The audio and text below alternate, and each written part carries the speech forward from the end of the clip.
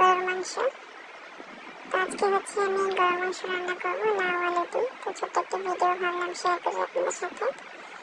তো দিনটা ছিল শুক্রবারের আয়োজন। তো চলেন শুরু করি। আসসালামু আলাইকুম সবাইকে। এখানে হচ্ছে আমি আজকে গরুর মাংস লাউ আলু দিয়ে রান্না করবো। আর সাইডে হচ্ছে মূলা ভাজি করবো, সেটাও কেটে নিয়েছি, পেঁয়াজ কুচি করে নিয়েছি। তো আজকে গরুর মাংস রান্নার রেসিপিটাই শেয়ার করবো। তো আমি একটা কুকার বসিয়ে দিয়েছি চুলায়। কুকারের মধ্যে হচ্ছে আমি এক এক করে সব নিয়ে নেবো আগে।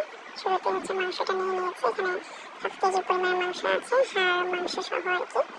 এখানে হচ্ছে মশলা নিয়ে নিয়েছি, আদা বাটা, রসুন বাটা, জিরা বাটা, গরম মশলা, তেজপাতা, লবঙ্গ, এলাচ, দারচিনি আর পেঁয়াজ নিয়ে নিয়েছি। আর এখানে গুঁড়া মশলাগুলো নিয়েছি, হলুদ, লবণ, ধনিয়া গুঁড়া, মরিচের গুঁড়া দিয়ে দিয়েছি। ভালো করে আমি মাখিয়ে নিয়েছি।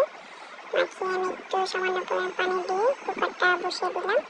তো আমি সেদ্ধ করে নেব ভালো করে। তারপর হচ্ছে আমি মাঝখানে লাউ আর আলু দিয়েও সিটি দিয়ে নিয়েছি, সিদ্ধ করে নিয়েছি। এটা আমি ভিডিও করতে ভুলে গিয়েছিলাম, ক্লিপটা নেওয়া হয়নি। তো এই তো আমার সিদ্ধ হয়ে গেছে। আমি এটা এখন কড়াইতে ঢেলে নেব।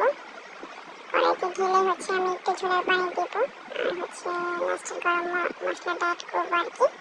তো আমি কড়াইতে ঢেলে নিচ্ছি। তো কড়াইতে ঢেলে নিয়ে আমি একটু ঝোলের পানি দিয়েছি আর হচ্ছে এখন গরম মশলা দিয়ে দিয়েছি।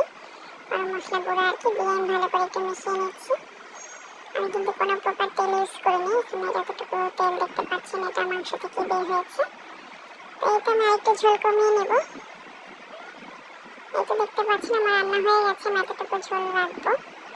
তো আমি চুলাটা বন্ধ করে দিয়েছি, রান্না হয়ে গেছে আমার। ছোট্ট একটা রেসিপি শেয়ার করলাম আপনাদের সাথে। এখানে মূলা ভাজিটাও হয়ে গেছে, দেখিয়ে দিলাম। তো কার কেমন লাগলো জানাবেন।